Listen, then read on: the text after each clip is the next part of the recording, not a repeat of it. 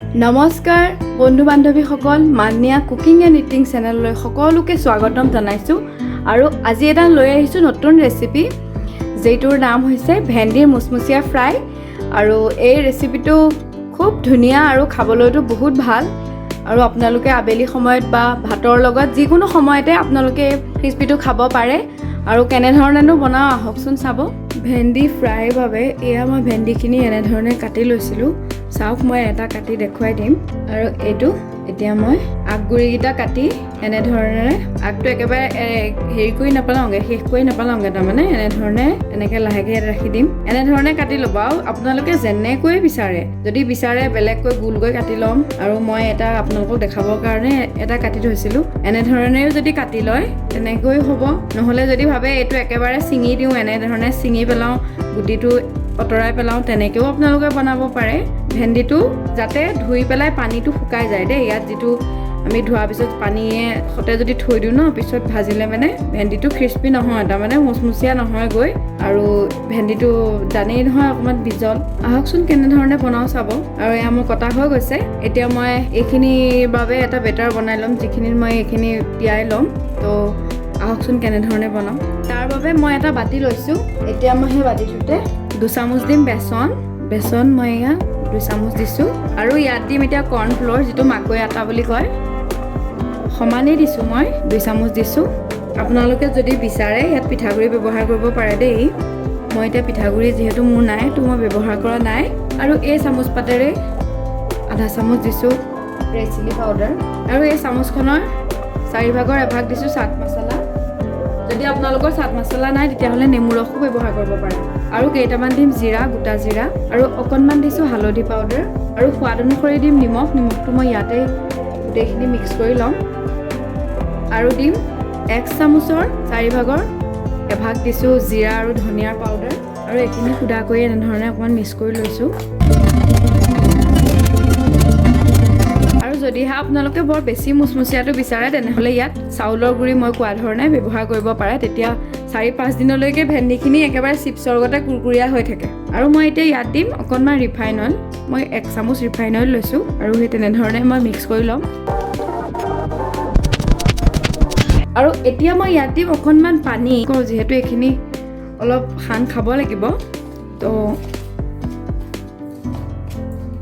এনেধৰণে পানীখিনি অলপ দি ল'ম। পানীখিনি একেলগতে দিলে বেচনখিনি গোটা হৈ যায়, তো অলপ অলপকৈ দিছোঁ। আৰু অকণমান পানী দিম।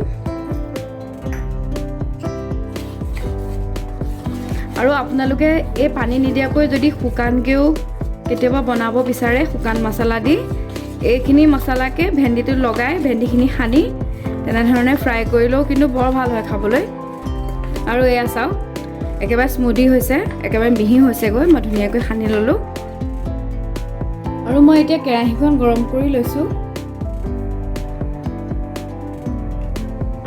আৰু মোৰ কেৰাহীখন গৰম হৈছে। এতিয়া মই ইয়াত দিম ৰিফাইন অইল। আৰু অইলখিনি মোৰ গৰম হৈ গৈছেগৈ।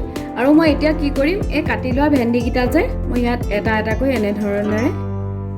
এনেধৰণেৰে হাতেৰে লেটিয়াই ল'ম। আৰু এনেধৰণে ইয়াত দি যাম।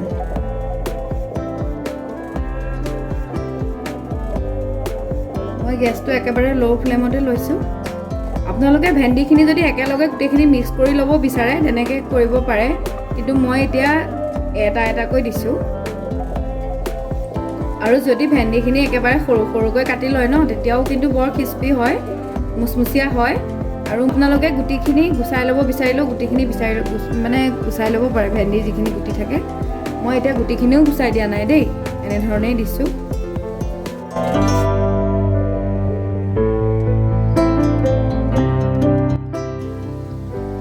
আৰু চামুচেৰে সানিলে ভেন্দিখিনি ভিতৰলৈ মছলাটো নোসোমাব, সেইকাৰণে হাতেৰে সানি দিব।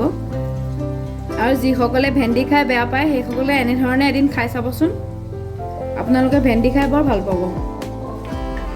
আৰু মই এতিয়া এইখিনি প্ৰায় 2 মিনিটমান ল' ফ্লেমতে এনেকৈ ৰাখি দিম। আৰু মোৰ 2 মিনিট হৈ গৈছে। এতিয়া মই ভেন্দিকেইটা এনেকৈ এটা এটাকৈ লুটিয়াই ল'ম।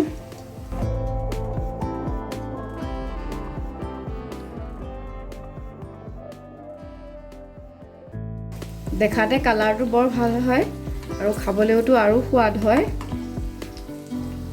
ভেন্দি যিটো বিজলুৱা ভাৱ এটা থাকে যে, বিজলুৱা হয় ন ভেন্দি, সেই বিজলুৱা ভাৱটো একেবাৰে নাইকিয়া হৈ যায় এনেকৈ ভাজিলে। আৰু এইখিনি আপোনালোকে ভালকৈ যদি কণ্টেইনাৰত ভৰাই থয় তেতিয়া 4-5 দিনলৈকে একেবাৰে কুৰকুৰীয়া হৈ থাকে। আৰু এইকেইটা মোৰ হৈ গৈছে। এতিয়া মই প্লেট এখনলৈ এইকেইটা উঠাই লওঁ। এয়া চাওকচোন কিমান মুচমুচীয়া হৈছে। ঠিক তেনেধৰণে বাকী থকা ভেন্দিকেইটাও মই এটা এটাকৈ দি লওঁ।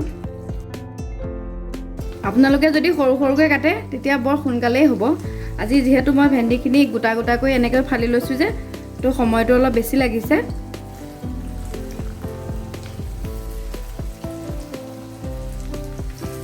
আৰু লগতে সৰু সৰুকৈ কাটি লোৱা কিটুকুৰাও দি দিম।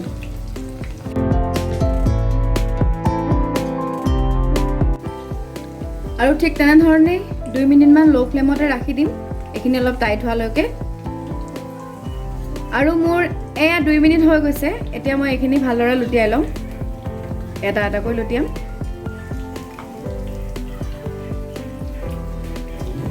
আপোনালোকে এই ভেন্দি যিটো ফ্ৰাই, এইটো আপোনালোকে ভাতৰ লগত যদি খাবলৈ নিবিচাৰে সুদাকেও খাব পাৰে। মই কিন্তু সুদায়ে খাই বেছি ভাল পাওঁ।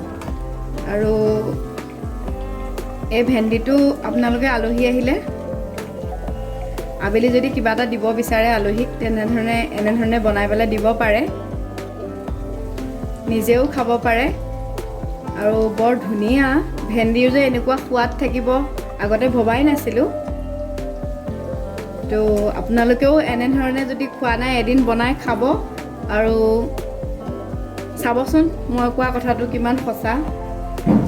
আৰু মই গেছটো কিন্তু ল' ফ্লেমতে ৰাখিছোঁ। অইল ইয়াতকৈও বেছিকৈ ল'ব পাৰে। মই অইলখিনি কিন্তু কমকৈয়ে বনাইছোঁ। আৰু মিঠাতেল ব্যৱহাৰ নকৰিব। মিঠাতেল ব্যৱহাৰ কৰিলে আকৌ ক্ৰিস্পিটো কম হয়, মানে মুচমুচীয়াটো কম হয়। তো আপোনালোকে ৰিফাইন অইলেই ব্যৱহাৰ কৰিব। আৰু এইখিনি মোৰ হৈ গৈছে। এতিয়া মই গেছটো অফ কৰি প্লেট এখনলৈ আকৌ আহি লওঁ। যদি অইলটোত লাগি থকা নিবিচাৰে তেনেহ'লে আপোনালোকে টিচু পেপাৰ বা বাতৰি কাগজ এখনলৈ লৈ ল'ব পাৰে। অইলখিনি যেতিয়া টোক খাব তেতিয়া খাব পাৰে। আৰু এয়া চাওক, ক্ৰিস্পি ভেন্দি ৰেডি হৈ গ'ল। আৰু শব্দটোতে গম পাইছে যে কিমান মুৰমুৰীয়া হৈছে। আৰু আপোনালোকে এইখিনি গৰমে গৰমে খাব।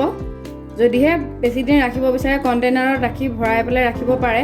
কিন্তু পকৰি যেনেকৈ গৰমে গৰমে খাই ভাল লাগে, তেনেধৰণে এইবিধ ফ্ৰাইও আপোনালোকে গৰমে গৰমে খাব। এয়া চাওকচোন কিমান মুচমুচীয়া হৈছে।